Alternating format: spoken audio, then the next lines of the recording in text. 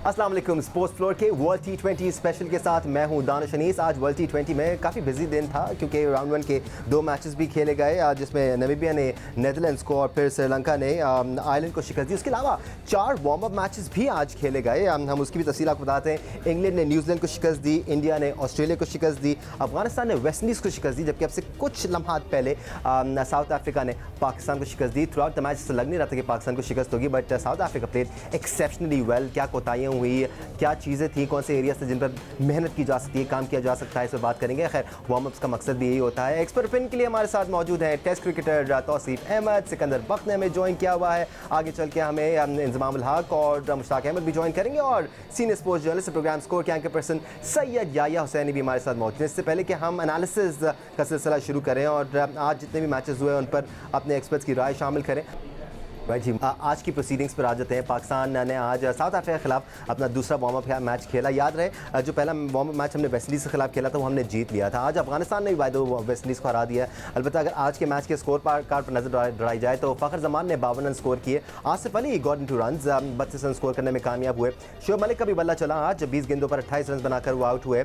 साथ साथ अगर हम अपने बॉलर्स की बात करें तो इमाद वसीम ने ऊपर से 2 विकेट्स हासिल की, उसके बाद एक लंबी पार्टनरशिप भी लगी। शाहिन आफरीदी भी 2 विकेट्स हासिल करने में कामयाब हुए। ने 2 विकेटें तो हासिल की, लेकिन इनफैक्ट कोई विकेट हासिल नहीं की और उन्हें 52 रन देकर कोई विकेट हासिल नहीं किया। और आखिरी ओवर में हसन अली को 19 रन, इनफैक्ट 22 रन पड़े। 19 रन तो मैच जीतने के लिए चाहिए थे। सो या not the result Pakistan wanted, but eventually warm up matches का मकसद भी होता है कि आप अपनी बेंच स्ट्रेंथ को आजमा सकें, आप ऑप्शंस को आजमा सकें, आप कुछ नया कर सकें, ताकि फिर आप जब असली टूर्नामेंट की तरफ जाएँ तो आपके पास थोड़ा सा बैकअप में भी स्किल्स और टैलेंटेड प्लेयर्स मौजूद हों। तो असीम साहब, आपसे डिस्कशन का आगाज़ करते हैं। आज जब रिजवान और बाबर आउट हुए थे तो ऐसा लग रहा था कि ठीक है, आपकी जो मिडिल ऑर्डर की स्ट्रेंथ है वो चेक हो जाएगी, और ऐसा ही हुआ। फ़खर जमान का बल्ला चल रहा है, ये अच्छा है पाकिस्तान के लिए फॉर स्टार्टर्स। या बिल्कुल आपने ठीक कहा, और मैं समझता हूँ कि ये एक मेजर टूर्नामेंट स्टार्ट होने से पहले सबको एक दफ़ा फिर प्रिपरेशन का मौका दिया गया। ज़ाहिर टीमें आपस में खेल रही हैं, कुछ कह रहे हैं जी आपस वो कम्बिनेशन इस्तेमाल कर रहे हैं, देख रहे हैं किसको कैसे खिलाना है, किसको नहीं खिलाना। जहाँ तक पाकिस्तान का ताल्लुक़ है, हम पहले भी 1-2 दफ़ा बात कर चुके हैं कि इस इवेंट में और इस में आप अगर ऊपर के 6 ओवर कैश नहीं कर पाएंगे तो आपके लिए बड़ी मुश्किल होगी, और वो हमें नज़र आ रहा है। ठीक है, 30-35 रन बने, आज भी 35 रन बने, पर दूसरी टीमें वेस्ट इंडीज़ कम बना रही है, बाकी टीमें आप देखें 50 से ऊपर जो है फर्स्ट 6 ओवर में कर रहे हैं, उनकी एक आध विकेट गिरती है इससे ज़्यादा। तो हम वहाँ अभी भी लैग कर रहे हैं। चलें, हम कहते हैं कि ये प्रिपरेशन हो रही है अपनी जगह, बट आज जो हुआ वो भी हमने देखा। यस, आपने ख़ुद कहा कि फ़खर इस वक्त हम उससे मैं अपनी नज़र में कल भी बात कर रहा था मैं कि उसको ओपन आ जाना चाहिए, लेफ़्ट राइट कॉम्बिनेशन हो। चलें, ये तो अब ये लोग इस्तेमाल कर रहे हैं, अब बार बार ये करके इस वक्त करीब जाके हम इस तरह की बात ना करें तो अच्छा है। ठीक है, जो बेस्ट पॉसिबल है खिलाएं। हम अपनी पूरी टीम खिला रहे हैं, पूरी स्ट्रेंथ हमने खिलाई है इन 2 मैचों में, और हमें नज़र आया कुछ फ्लॉज भी आए, सामने नज़र आए हैं सारे, तो उसको किस तरह कवर करना है, यस उन्हें भी सोचना है, और हम यहाँ बैठ के उसको बिल्कुल बताएंगे कि ऐसे होना चाहिए था, ऐसे नहीं। ठीक है, खेल वो ज़रूर रहे हैं, लेकिन सिकंदर, कल भी हम ये डिस्कशन कर रहे थे कि फ्लेक्सिबिलिटी बड़ी ज़रूरी है टीम सिलेक्शन में। अभी तौसीफ साहब भी ये बात कर रहे थे कि ऑप्शंस का टटोलना है, देखना है कि आपकी बेंच स्ट्रेंथ में क्या है। Are we playing our cards right? हम क्या ऑप्शंस को सेलेक्ट कर रहे हैं, या आपको ये तासुर मिल रहा है कि हम प्री प्लान्ड एक स्क्वाड लेकर ग्राउंड में उतर रहे हैं हम और उसी को खिला रहे हैं? ये देखो, सबसे पहले तो ये है कि हमारे जो कोचेज़ हैं या जो स्टाफ होता है, supporting staff, they are the one जो स्ट्रेटजी बनाते हैं, दे आर द वन जो टीम का पिक करते हैं फाइनल 11, और वही होते हैं जो पिच को जाकर देखकर फिर फैसला करते हैं कि भाई इन्होंने खेलना है। दे बिल्कुल नए आए हैं, उन्हें अभी लड़कों का, खिलाड़ियों का आइडिया नहीं है, कौन बेंच पे बैठा है कौन नहीं बैठा, इनको उस चीज़ का इतना आइडिया नहीं है। सकलैन को होगा, दूसरों को नहीं है, नंबर 1। नंबर 2, इसमें सिर्फ 2 वार्म अप मैचेस थे। जो पहला मैच था उसके अंदर तो आप ये सारा कुछ, अगर मैं हूँ कोच तो मैं अपने पहले मैच के अंदर वसीम हुआ जो बेंच पे बैठे हैं, हैदर वैदर, इन सबको खिला देता। हो सकता है मैं बाबर को भी रेस्ट दे देता, या बाबर को 30 रन के बाद वापस बुला लेता। रिजवान हमारा मेन प्लेयर है, जैसे वो अलग बात है कि मुझे डर लग रहा है कि उसकी फॉर्म को कुछ हुआ है। ऐसे जो प्लेयर हैं मेरे जो रेगुलर हैं और रन्स करते हैं, उन्हें मैं 20-20, 25-25 रन के बाद बुला के, अगर ऐसी अंडरस्टैंडिंग दूसरी टीम के साथ होती, नए प्लेयरों को डालता। मगर जो आखिरी मैच है जो आज हुआ है, उसमें मैं अपनी फुल स्ट्रेंथ खिलाता, जो मेरा आइडिया है कि मैं भारत के ख़िलाफ़ खिलाऊंगा, और भारत के ख़िलाफ़ क्या खिलाऊंगा और कैसे खिलाऊंगा वो उन्होंने आज करके दिखा दिया।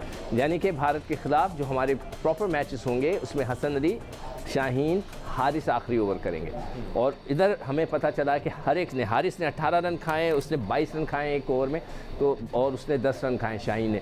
तो ये एक थोड़ा सा हमें लम्हा फ़िक्रिया जिसे कहते हैं कि है। मैं आगे चल के इस तरफ भी आऊँगा कि अगर आपने ये सोच लिया है कि यही 3 पेसर्स आपने खिलाने हैं, तो क्या ये आपका डिसीजन फाइनल हो गया है? क्या इसमें कोई फ्लेक्सिबिलिटी नहीं रखी अब नहीं हो सकती, इसलिए we'll come to that. एक मैच पहले है ना। We'll come to that. चलें आगे चल के हम बात करते हैं। मैं याया के भी तासुरात ज़रा आज के इस मैच पे ले लूँ, क्योंकि याया, जो हम रिजवान की बात कर रहे हैं कि रिजवान की फॉर्म इतनी अच्छी नज़र नहीं आ रही है, हमने रिजवान को इसी तरह से खेलते हुए देखा है थ्रू आउट 2021।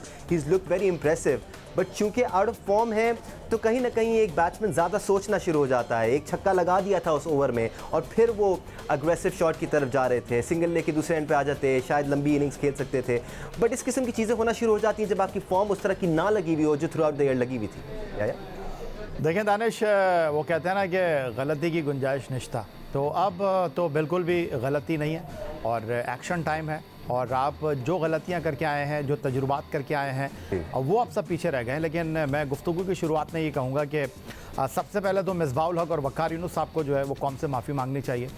3 साल तक वो इस टीम के साथ लगे रहे, और अब जबकि एक बड़ा इवेंट हम खेलने के लिए जा रहे थे तो वो है नहीं। ये कह देना कि जी नया सेटअप आया हम चले जाएंगे, तो भाई आप इंतज़ार करते। अगर हमीद हसन राजा साहब ने आपको थैंक यू वेरी मच कहना था तो आपके पास कुछ कहने के लिए होता नहीं। या आपका कहने का मतलब उन्होंने खुद छोड़ करके, वो तो यही कह रहे हैं कि अगेन सर ये माजी की बातें हो गई। मेरे ख्याल से हम करंट रहते हैं और अभी की बात करते हैं, जो अभी लोग जिस तरह के फैसले कर रहे हैं, क्योंकि उसमें भी याया बेहतरी की गुंजाइश है। So why not talk about. मैं ज़रा मुशी भाई को इंट्रोडक्शन भी दे दूँ।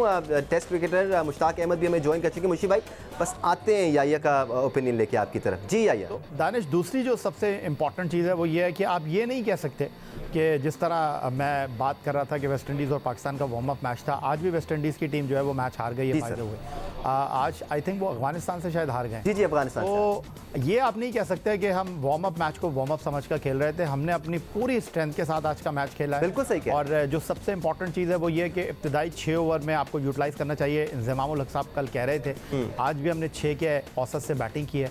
अच्छी चीज़ ये है कि फ़खर आज एक बार फिर फॉर्म में आपको दिखाई दिए। आसिफ अली ने चिप इन किया और उन्होंने आपका दुख जो है वो समेट लिया है कि कौन 6 पे खेलेगा, उन्होंने आपको ज़हनी तौर पर क्लियर कर दिया वक्ती तौर पर। लेकिन आज के मैच में जो कप्तानी के फ्लॉज हैं वो वाज़े तौर पर नज़र आए। 2 टीमें मैदान में खेलती हैं। वार्म अप मैच का मकसद ही यही होता है कि आप अपने हथियारों को चेक कर लें।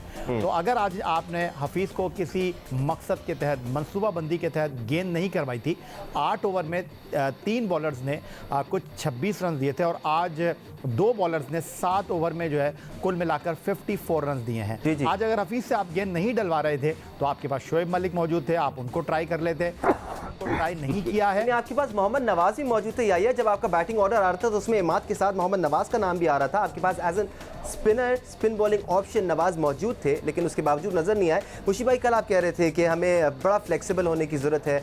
आपको लगता है हम फ्लेक्सिबिलिटी का मुजाहरा कर रहे हैं एटलीस्ट वार्म अप मैचेस में जहाँ पर किया जा सकता है? मोहम्मद वसीम जूनियर तो हमें नज़र आए आज बॉलिंग करते हुए, लेकिन बैटिंग ऑर्डर में हम कुछ फ्लेक्सिबिलिटी दिखा सकते थे आपकी नज़र में सर? बिस्मिल्लाहिर्रहमानिर्रहीम। मैंने जैसे कल कहा था, आप जो डिस्कशन कर रहे थे कि जो वार्म अप मैचेस होते हैं उसमें आपको तकरीबन 70 to 80% टूर्नामेंट मेगा इवेंट से पहले आपको 80 to 90% पता होता है। 1-2 प्लेयरों को आपने देखना होता है, एक दो प्लेयरों के स्लॉट आपने ढूंढना होता है। उसके ऊपर अगर आप देखें ना तो फिर आपको पिच को ऊपर, कंडीशन को ऊपर, ऑपोजिशन को देखना होता है, फिर आप डिसाइड करते हैं कि कौन सा प्लेयर अवेलेबल है।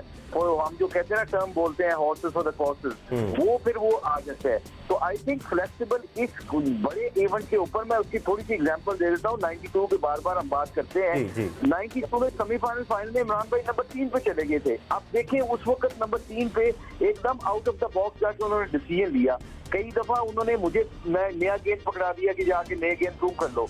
कि ये पहले से थोड़ी स्ट्रेटजी बना लेते थे कि कौन सी टीम के खिलाफ कैसे खेलना है। We have to some time think out of the box और फिर ऐसे फैसले करेंगे तो एकदम जो दूसरी टीमें बनी होती है ना, उनके प्लान्स होते हैं, उन्होंने अपने बॉलर्स को चूज किया होता है। जैसे आपने देखा ना मुल्तान सुल्तान में पहले साल बड़ा मजाक उड़ाया गया कि ये मुल्तान सुल्तान के क्या ये डेटा इकट्ठा करके ये कौन से नंबर लगा रहे हैं, बट वो सारे प्लान्स अगर ऑपोजिशन अगर हमें एक बैट्समैन को ऐसा भेज देते हैं कि एकदम हमें फिर 2-3 ओवर लगते हैं ना उसको उसके प्लान को चेंज करने के लिए। तो I think out of the box जाके जब आप कोई चीज करते हो तो ऑपोजिशन को भी एकदम अफरा तफरी पड़ती है और उसके बाद आप अपने प्लेयरों को भी यकीन करते हैं कि कोई भी प्लेयर जाके मैच जिता सकता है। We trust every single player of the dressing room. ये बहुत इंपॉर्टेंट है कि आउट ऑफ द बॉक्स सोचना पड़ेगा हमें। ठीक है जी, हम अपने सवाल तो अपने एक्सपर्ट पैनल के साथ शेयर कर ही रहे हैं, साथ साथ हम चाहते हैं आप भी अपने सवाल हमारे साथ शेयर करें और हम अपने एक्सपर्ट तक पहुंचाएंगे वो सवाल। आस्क जियो हैशटैग के साथ आप ट्विटर पर अपना सवाल ट्वीट कर सकते हैं। विल मेक श्योर कि हम आपका सवाल शामिल कर लें। तो आसिफ साहब आपकी तरफ आता हूँ। आज हम अगर मिडिल ऑर्डर पर आ जाएँ, वही जहाँ से हमने बात का आगाज़ किया था कि ऊपर से 2 विकेटें गिर गई थी, मिडिल ऑर्डर पर थोड़ा सा प्रेशर आया, फ़खर ने उस प्रेशर को अपने कंधे पर लिया जिसकी वजह से आप 186 तक पहुँचने में कामयाब हुए। लेकिन फिर जो बीच में हफीज़ का रोल था, 14 गेंदें उन्होंने ली, 13 रन उन्होंने बनाए। बहुत ज़रूरी है कि हफीज़ मिडिल ऑर्डर फॉर्म करें, क्योंकि कल हम ये डिस्कशन भी कर रहे थे, कल हमारे साथ नहीं थे अल्फिल यूएन, कि हम क्या दोनों को खिला रहे हैं। फर्स्ट ऑफ ऑल आपकी मैं तासरा ज़रूर इस पर चाहूँगा, अगर दोनों में से एक खेल रहा है तो अब इन 2 मैचेस के बाद कौन खेल रहा है आपकी नज़र में? देखिए बिल्कुल सही, और मैं समझता हूँ कि ये हमारी बेस्ट टीम खेलनी थी बज़ाहिर इस वक्त। कल तक तो यही लग रहा था, हफीज़ नहीं थे, बट आज हफीज़ से रन नहीं हुए। मुझे नहीं पता कि अब ये क्या करने वाले हैं और किसको चेंज करेंगे।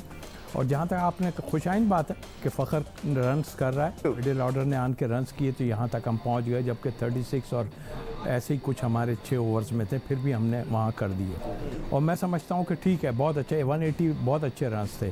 और बैटिंग ऑर्डर जो कर रहा है वो हमारे सामने है, मगर कुछ मुझे ऐसी स्मेल आ रही है कि कुछ 1-2 चेंजेस ना हो जाएं कहीं पे, और देख रहे हैं। लेकिन जहाँ तक हम दूसरी चीज़ें सोच रहे थे, जो सब टीमें सोच के आई थी जी वहाँ पर ये होगा, वहाँ पर वो होगा, इतना स्पिन होगा, इतना टर्न होगा, इतना कुछ होगा, हमें कुछ भी वहाँ नज़र नहीं आया। और हमने देखा है सारा कुछ कि ये सारी टीमें ठीक है थोड़ा सक्सेसफुल रहे स्पिनर।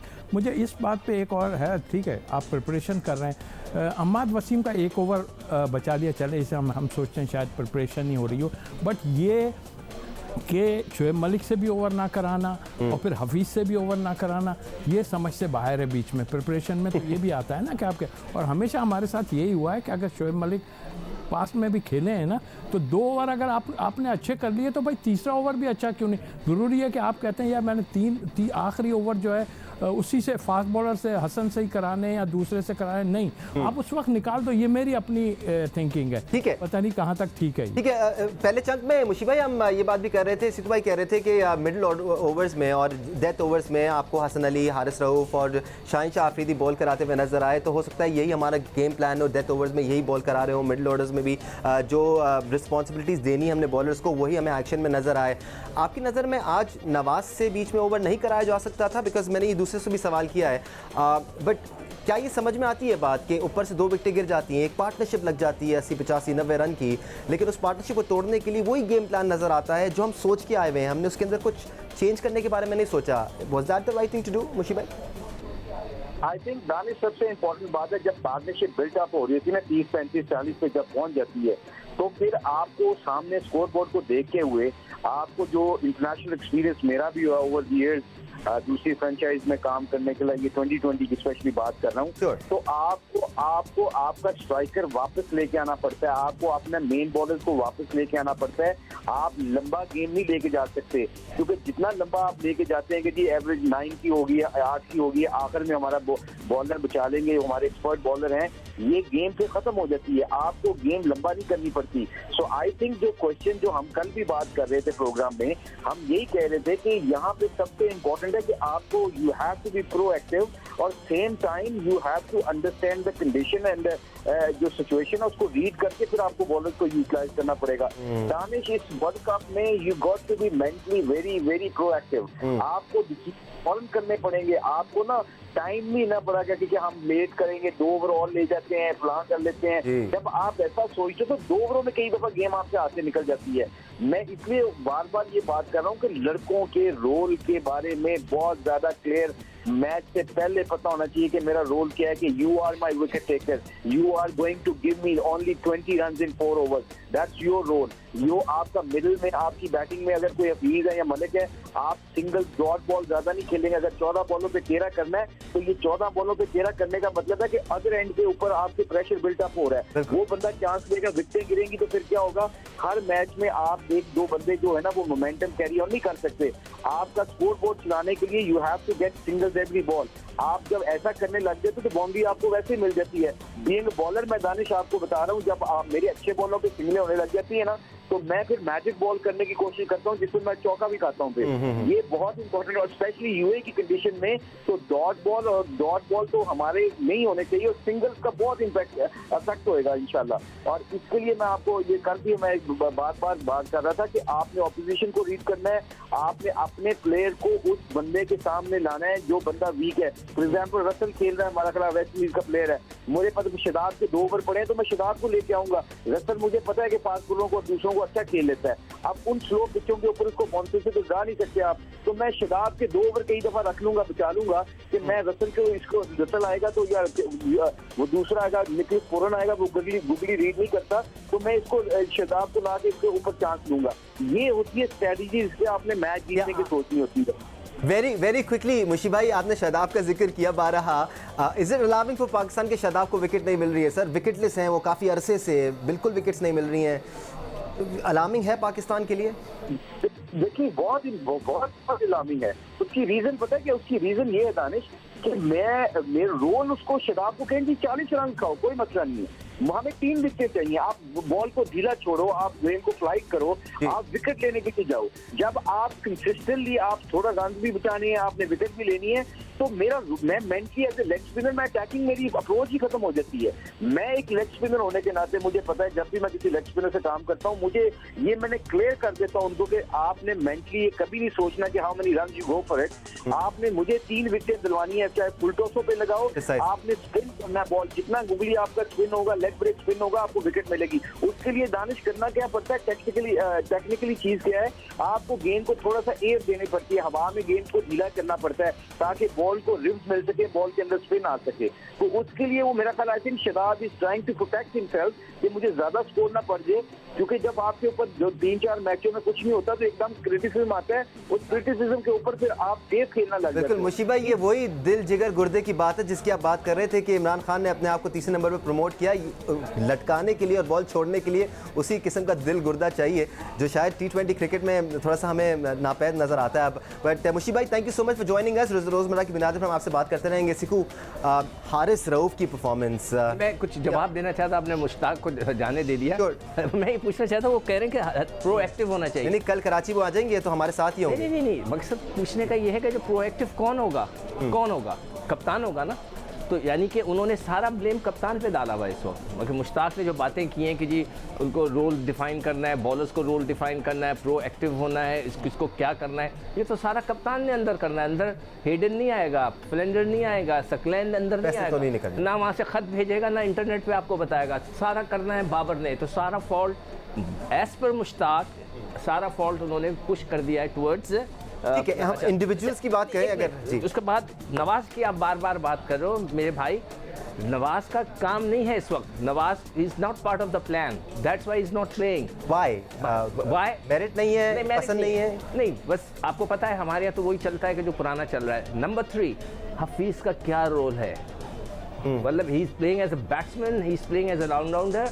वो क्या करते हैं यार? इंग्लैंड में क्या हुआ था, हमने उनको बताया, शोर मचाया तो उन्होंने बॉल दिए थे, 3 आउट कर दिया। आज उसको बॉल नहीं कराए, ये भी कप्तान का फॉल्ट। अब तीसरी चीज़ जो आप लोग बार बार कहे जा रहे हैं कि मलिक से 2 ओवर करा लो, मैंने अभी डेटा निकाला है, ये आप भी निकाल के देख लें। पिछले 20 मैचेस में उसने सिर्फ 8 ओवर कराए हैं। 20 मैचों में 8 over.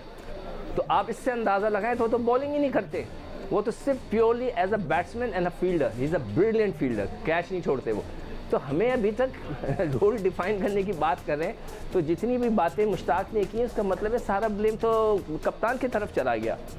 No planning, overall planning की बात हो रही है, प्लानिंग ठीक कौन है। कर रहा है? हम डिटेल में मजीद इन इश्यूज़ पर बात करते रहेंगे। हमारा पैनल हमें कल कराची में भी ज्वाइन करेगा, सो बहुत कुछ होगा डिस्कस करने के लिए, और सामने बैठकर जो बातें होती हैं वो शायद फ़ोन पे उस तरह नहीं हो पाती किसी को भाई। जल्दी से एक ब्रेक ले लेते हैं, ब्रेक के बाद हम मजीद डिस्कस करेंगे पाकिस्तान की बैटिंग स्ट्रेंथ और बॉलिंग स्ट्रेंथ को भी। इंजी भाई भी हमें ज्वाइन कर जाएंगे, हमारे साथ रहेंगे।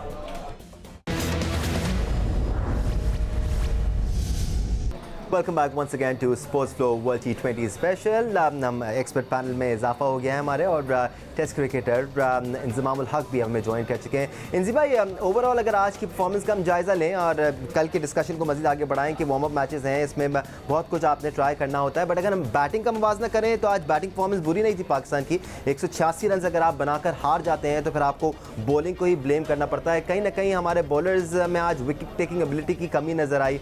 कुछ प्लान में चेंजेस लाने पड़ेंगे पाकिस्तान को as far as the bowlers are concerned. जी बिल्कुल, आप ठीक कह रहे हैं कि प्रैक्टिस मैचेस का मकसद भी यही है कि जो आप देखेंगे जी आपकी कौन सी साइड वीक हो रही है, आपको कहाँ इम्प्रूवमेंट की ज़रूरत है या कहाँ आपको अपना कम्बिनेशन सही करने की ज़रूरत है।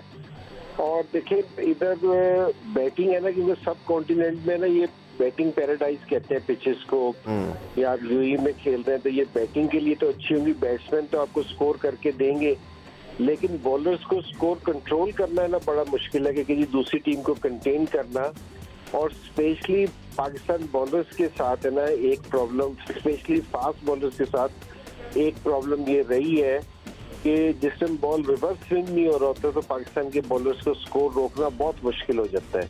ये हमारे साथ है ना प्रॉब्लम काफी अच्छे से है कि अगर लास्ट 3 ओवरों में अगर हम 45 से 50 रन नहीं रोक सकते फास्ट बॉलर्स के साथ, तो ये हमारे लिए ना ये अलार्मिंग चीज है पाकिस्तान के लिए।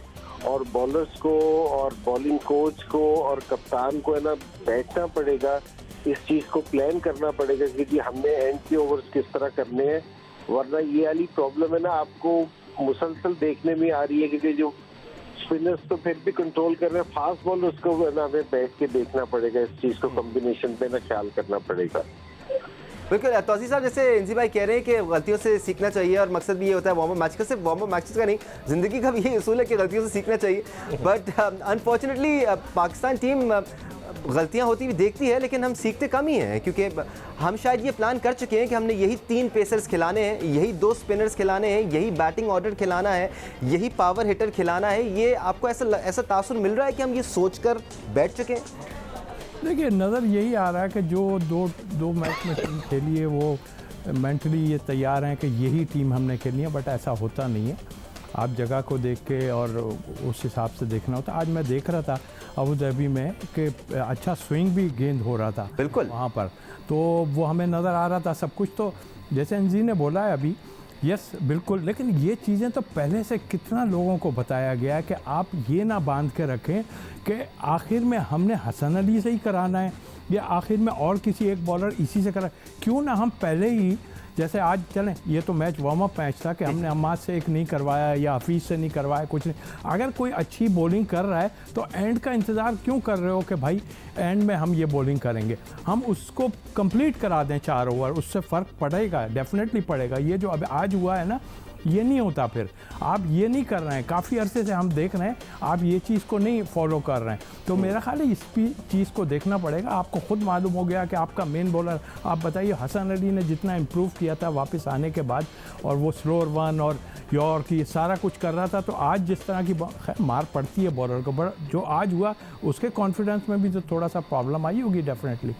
बिल्कुल, आप कह रहे हैं मार पड़ती है बॉलर को, तो अनफॉर्चुनेटली आखिरी 3 ओवर में 50 रन हमारे 3 बॉलर्स को पड़ गए, तो किसी एक को पड़ती है, तीनों को पड़ रही है, तो ज़रा ज़्यादा अफसोस होता है। इंजी भाई, हम कल डिस्कशन कर रहे थे कि मलिक और हफीज़ में से एक की जगह है, तो हफीज़ हमारी ये मुश्किल काफ़ी हद तक आसान कर रहे हैं, खासतौर पर इन 2 वार्म अप मैचेस के बाद। तो और उससे पहले भी जो नेशनल T20 में उनकी फॉर्म लगी हुई थी, फिर वो अनफॉर्चुनेटली डेंगू भी हो गया था उनको, या वो साइड लाइन हो गए थे।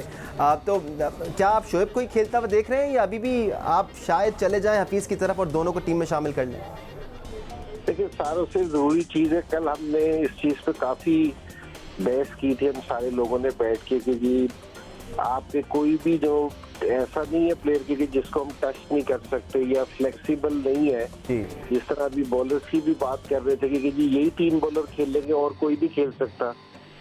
तो अगर अगर कोई लड़का अच्छी परफॉर्मेंस नहीं दे रहा और वो मौके पे क्लिक नहीं कर रहा, तो मैं आपसे T20 के हवाले से स्पेशली बात कर रहा हूँ कि यहाँ इतना टाइम नहीं होता कि जी आप इंतजार करें, आपको चेंज करना पड़ेगा। अगर आप चेंज नहीं करेंगे ना तो इसमें प्रेशर आता रहेगा, और यहाँ एक एक बॉलर के 4-4 ओवर भी ना बड़े अहम है, क्योंकि ना ये सारा मैच पूरा थ्रू आउट मैच हमारे हाथ में रहा, सिर्फ 3 ओवर की वजह से मैच हमारे हाथ से चला गया।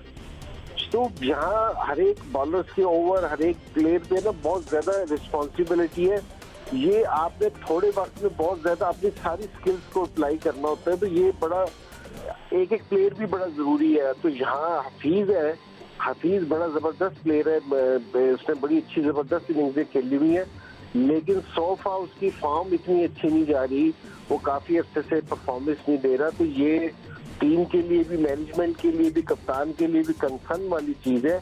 तो इसमें मेरे ख्याल में जरूर टीम पाकिस्तान वाले भी बैठ के सोच रहे होंगे कि हफीज है कि एज ए बॉलर भी आपको अच्छी परफॉर्मेंस करके देता है, जैसे हम स्कोर करते हैं पाकिस्तान टीम जीतती है। लेकिन यहाँ आपने ना, अब मैं सारे लोग बात कर रहे हैं कि जी मलिक की और हफीज की, मैं बात करूंगा बाबर आजम, रिजवान, हफीज और मलिक, ये 4 प्लेयर एक कैटेगरी के प्लेयर्स हैं, क्योंकि इनका बैटिंग स्टाइल खेलने वाला एक है। मेरे ख्याल में जिस तरह फखर है, आसिफ है, अगर 3 प्लेयर अगर एक कैटेगरी के हो, 3 प्लेयर ऐसे हो जो बीच में आके जरा रन को चलाते हो और बाउंड्रीज मारना जानते हो, तो मेरे ख्याल में ज्यादा फायदेमंद होगा। ठीक है, साबिक कप्तान और टेस्ट क्रिकेटर इंजमाम अलग, बहुत शुक्रिया। कल से इंशाल्लाह आप भी हमारे साथ कराची में होंगे तो हम तफसीली गुफ्तगू कर सकते हैं। बट या हफीज़, शोएब मलिक या दोनों, किसको देख रहे हैं? दानिश, हमारा जो सबसे बड़ा प्रॉब्लम है वो जिस तरह आप बात कर रहे हैं वही हमारा प्रॉब्लम है। आज हफीज़ ने बॉलिंग नहीं की, आप उसको डिस्कस नहीं कर रहे, आप ये बोल रहे हैं कि आज नवाज़ से गेंद क्यों नहीं कराया। नवाज़ तो आपके गेम प्लान में मौजूद नहीं है, जिस तरह सिकंदर बख्श साहब ने बोला, यही हमारा सबसे बड़ा प्रॉब्लम है। जो हमारे कॉम्बिनेशन में इस वर्ल्ड कप से पहले नहीं था, आज हमारे लिए वो इंपॉर्टेंट बन गया है। फ़खर जमान की बात कर रहा हूँ, 2 मैचों में उन्होंने 100 के करीब रन्स किए हैं, आज वो हमारे लिए बड़े इंपॉर्टेंट है। अगर चलें आपके कहने के ऊपर हम हफीज़ को ड्रॉप कर देते हैं, तो व्हाट अबाउट रिजवान, पहले मैच में 13, आज उन्होंने 19 किया, तो उनको भी बाहर बिठा देते हैं। व्हाट अबाउट आपके वाइट बॉल के नायब कैप्टन शादाब खान, अभी थोड़ी देर पहले आप ही खुलासा कर रहे थे कि उनसे विकेट नहीं ली जा रही। मुश्ताक अहमद ने कहा कि जी उनको ये रोल देना चाहिए, 40 रन दे दो, 50 रन दे दो, मुझे 3 विकेटें चाहिए। किस को बाहर करेंगे आप? हसन अली को भी आप बाहर बिठा देंगे। बात दरअसल ये कि अगर आपको याद हो, आखिरी टूर जो हम वेस्ट इंडीज़ का करके आए, वहाँ हफीज़ का रोल एक बॉलर की हैसियत से बड़ा इंपॉर्टेंट था। आप शोएब मलिक को अगर खिलाने की बात करते हैं, शोएब मलिक तो आपके गेम प्लान में ही नहीं थे। और सबसे इंपॉर्टेंट बात ये, थोड़ी देर पहले सिकंदर बख्श साहब बात कर रहे थे मुश्ताक अहमद की गुफ्तगू के ऊपर, सारा प्रेशर, सारी थिंकिंग, सारी मनसूबाबंदी का इस वक्त महवर आपके कप्तान बाबर आजम है। आपकी टीम को वक़ार छोड़कर जा चुके हैं, मिसबा छोड़कर जा चुके हैं, लेकिन पिछले 3 सालों से इस टीम को लीड कर रहे हैं बाबर आजम साहब। उनके लिए ये टीम नई नहीं है, उनके लिए कप्तानी नई नहीं है। ठीक है, आईसीसी इवेंट में वो पहली मरतबा कप्तानी कर रहे हैं, उनको फ्रंट से आगे लीड करना होगा, क्योंकि आप अचानक इस टूर्नामेंट का सारा बोझ मैथ्यू हेडन पर नहीं डाल सकते, वर्नन फैलेंडर पर नहीं डाल सकते, सकलैन मुश्ताक के ऊपर नहीं डाल सकते। हर चीज़ का जिम्मेदारी लेनी होगी आपके कप्तान बाबर आजम को। कप्तान को chairman cricket board Rameez Hasan Raja बिल्कुल कैटेगोरिकली कह चुके हैं कि जी मुझे फेयरलेस क्रिकेट चाहिए। तो आज अगर आपकी टीम, ठीक है, आप करते ब्रेव डिसीजन करते, अगर आज आप आखिरी ओवर करवा लेते हैं इमाद से, तो फिर हम यहीं बैठ के बात कर रहे होते कि इमाद से क्यों ओवर करवाया, वसीम से गेंद करवा सकते थे, हसन से गेंद करवा सकते थे। देखिए ये सारी बातें तो होती रहेंगी, लेकिन आपको अपनी सोच को बहुत क्लियर करना होगा। हफीज़ आपके फ्रंट लाइन प्लेयर हैं, रिजवान आपके फ्रंट लाइन प्लेयर है, आप सबसे पहले जाएंगे शादाब के साथ, आप नहीं जाएंगे नवाज के साथ, क्योंकि अब इमाद उनसे आगे निकल चुके हैं। इमाद ने अपना हौसला जो है बढ़ाया है, इमाद ने लोगों का एतबार हासिल कर लिया है। ठीक है, फर्स्ट ऑफ ऑल यही आपने 2-3 पॉइंटर्स दिए। एक तो जो बातें थी वो अब गुजर चुकी हैं, अब ये लड़के टीम में आ चुके हैं, अब इनके बारे में ही हमें बात करनी है और इन्हीं को ही हमें देखना है कि अब ये टीम में है तो उनको किस तरह यूटिलाइज़ किया जा सकता है। आपने रिजवान की बात की कि उनके बारे में बात नहीं की जा रही। 2021 में जो रिजवान का पूरा एक साल रहा है, आप उसको नज़रअंदाज नहीं कर सकते। Hafeez hasn't had the same year, so you cannot say the same things for Hafeez and Rizwan and count them on the same page as well. So हम इस बारे में आगे चल के बात करेंगे। जल्दी से ब्रेक ले लेते हैं, ब्रेक के बाद डिस्कशन को कंटिन्यू रखेंगे, हमारे साथ रहेगा।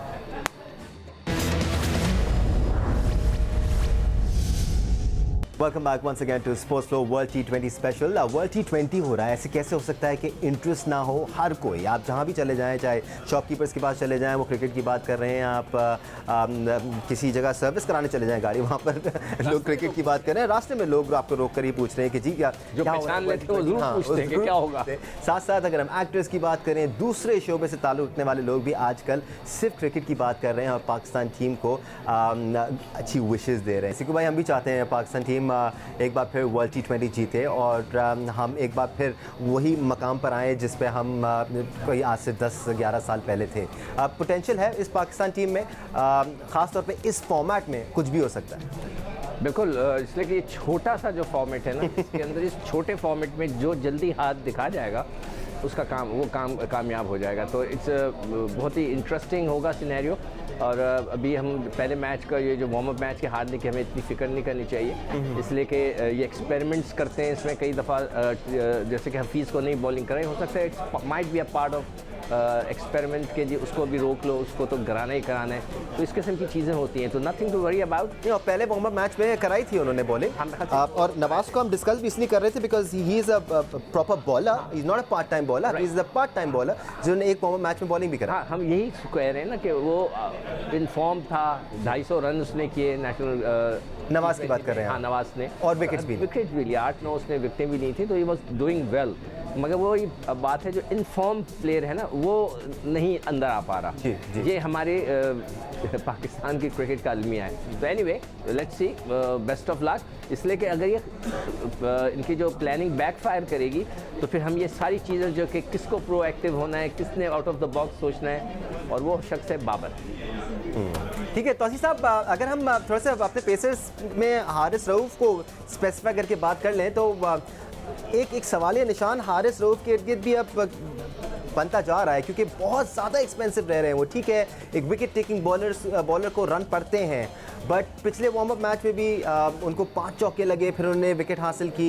इसमें भी जो थर्ड लास्ट ओवर था तकरीबन 18 रन को पड़े, तो that's a bit too much. अगर आप इतना ज़्यादा रिलाई कर रहे हैं किसी बॉलर पे, वो रेगुलरली इतना ज़्यादा रन्स खा रहा है, ये अभी से नहीं हो रहा।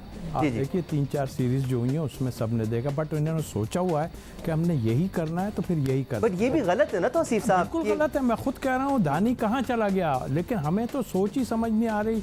जो 20 का बॉलर है उसको आप टेस्ट मैच में लेके उठा के ले जाते, इस वक्त हम ये बातें करें ना तो अच्छा नहीं लग रहा है, क्योंकि हमारा इतना बड़ा इवेंट आ रहा है, वो बस सबका मोराल हाई करना चाहिए। बट तौसीफ साहब, क्या ये सही टाइम नहीं है सर ये बात करने का? ना कि हम वर्ल्ड T20 के बाद करें कि हाय अल्लाह ये क्या हो गया, हमें तो उसको खिलाना चाहिए था। कल इंशाल्लाह हम जब भारत को हरा देंगे ना, तो ये हम पे फायर खोल लेंगे सब मिलके, ये जो जितने बैठे हुए हैं। तो आई थिंक मेरा ख्याल है ये नहीं है, हम उनकी बेहतरी की बात करते हैं। हमने तो कभी भी नहीं सोचा कि हम ऐसी कोई बात करें, मुल्क की नहीं बात करते हैं। हमें जो गलतियां नज़र आती है उसको हम पॉइंट आउट करते हैं, मगर ये समझते हैं कि शायद हम लोग, क्योंकि इसलिए इसकी वजह एक है, ये जो 20-25 प्लेयर्स का आपके पास पूल है ना, यही है बस। नहीं, हमारा तो सिंपल सा सवाल होता है, या कोई हमें ऐसी कोई बात कहता भी है तो भाई आपको खुशी होती है अगर हारिस रऊफ़ को 4 ओवर में 50 रन से ज़्यादा पड़ रहे हैं और वो विकेट नहीं ले रहा? अगर एक आपका स्पिनर है वो 52 मैचेस में 53 विकेट लेता है, तो क्या आपको खुशी होती है कि ऐसे बॉलर पे बात नहीं की जानी चाहिए? या देखिए दानिश, इस 15 रुकनी स्क्वाड में 3 ऐसे खिलाड़ी हैं, हैदर अली, वसीम एंड हारिस रऊफ़, जो इंटरनेशनल T20 क्रिकेट नहीं खेले हैं UAE की सरजमीन पर। क्विकली मैं आपकी बात का जवाब दे दूं कि मैं बहुत सरप्राइज़ हूं कि धानी को आपने नहीं लिया। उन्होंने पहले PSL में परफॉर्म किया, बेस्ट बॉलर बने। आपने कहा इंग्लैंड में हम पहले से प्लान कर चुके थे, चलें ठीक है, लेकिन अब उन्होंने डोमेस्टिक T20 में भी उम्दा कारकर्दगी का मुजाहरा किया। आपने खुशदिल को ड्रॉप कर दिया 15 में से, सरफराज को आप डोमेस्टिक की परफॉर्मेंस पर लेकर आ गए, मलिक को आप डोमेस्टिक की परफॉर्मेंस पर लेकर आ गए, वाई आप धानी को क्यों नहीं लेकर आए? इसकी एक ही वजह है जो मुझे नज़र आ रही है, वो ये है कि आपने उसको इसलिए टीम में नहीं रखा कि आपको उसको खिलाना पड़ जाता, आपको उसको मौका देना पड़ जाता। आप हसनैन को टीम के साथ ट्रैवल कर रहे थे लेके, क्योंकि आपको पता था कि इसको नहीं भी खिलाएंगे तो कोई फ़र्क नहीं पड़ता। लेकिन चलें ठीक है, आज के मैच के हवाले से क्विकली आपको मैं ये बता दूं ठीक है, आप मैच खेलें, आज आपकी टीम ने जो गलतियां की हैं उससे आप सीखेंगे। आपके ऊपर जो एक प्रेशर है इंडिया के मैच के हवाले से, तो थोड़ा सा आपको अब संजीदगी के साथ इस बारे में सोचना होगा कि हमने गलतियां क्या की हैं। लेकिन जिस टीम के साथ आपने जाना है आपको उसी जहन के साथ जाना चाहिए। मुझे नहीं लगता कि हम उस 11 रुकनी टीम में कोई चेंज करेंगे। अच्छी खबर आपके लिए यह है कि न्यूजीलैंड की टीम पहले ऑस्ट्रेलिया से हारी, आज वो इंडिया से हार गए और वो वर्ल्ड कप के 2 फाइनल खेले हैं बैक टू बैक, लेकिन वो UAE पहुंचकर बहुत ऑफ कलर नज़र आ रहे हैं। तो हमारे लिए अच्छी खबर है कि इंडिया के साथ एक बड़ा मैच है, लेकिन न्यूजीलैंड को अगर हम पकड़ लेते हैं, अफगानिस्तान को अगर हम हरा देते हैं, तो हम आखिरी 4 में क्वालिफाई कर जाएंगे। तो ये अच्छी बात है हमारे लिए। और अब वाकई ऐसा लग रहा है कि हमारा पूल इतना मुश्किल नहीं है। इंडिया का बड़ा मैच ज़रूर है, लेकिन मेरा ख्याल है कि आज के मैच को इतना दिल पर नहीं लेना चाहिए। आज हमने जो गलतियां की उसको हमको सीखना चाहिए। और दूसरी जो सबसे इंपॉर्टेंट बात है, हमें इन खिलाड़ियों पर अब भरोसा करना चाहिए, क्योंकि यही हमारे पास ऑप्शन है, इसके अलावा कोई है नहीं। अच्छा, याया को मैं बता दूं, हो सकता है श्रीलंका और बांग्लादेश भी इसी पूल में आ जाएं।